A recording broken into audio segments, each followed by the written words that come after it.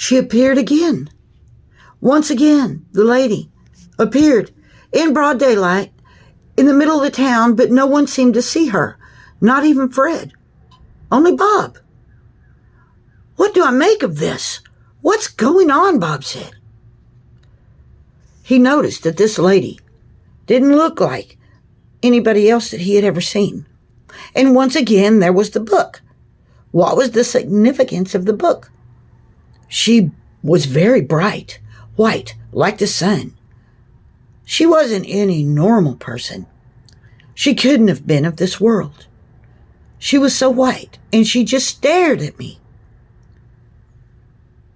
She was huge, but beautiful. I was afraid, but I also had a sense of peace. It was strange. I'd never felt anything like that before. Once again, the lady said, "Your answers are in the book. Find the book, follow the Lamb, seek the cross."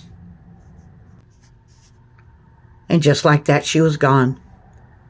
He was starting to get very afraid because he was thinking in his mind, either God is trying to tell me something or I'm going crazy because all these things keep showing up and disappearing. Maybe God is answering my mother's prayer. So he decided to go and look in these shops, but none of these shops had the book. And what book was he looking for? He didn't have a name. He just knew he needed to seek a book. Poof! Again, he saw a lamb. He decided to try to speak to the lamb. But the lamb, he didn't think it was real. It was shining bright as the stars. And he became afraid to say anything. What is going on about the lamb? What's going on about that big wooden thing that they call a cross? And what's going on with this book? This is a mystery I must solve. Fred, we must solve this mystery. I have to find this book. But what's the name of the book? Where do I find the book? So he started on his journey, determined, I will find the book with the answers. I will find the book with the answers. All of a sudden, the sheep was gone, but before him was a shiny, bright, white book.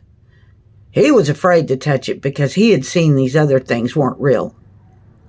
But he noticed something. The book had a name.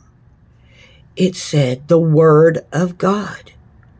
The Word of God. Well, now at least he had a name that he could search for. The Word of God.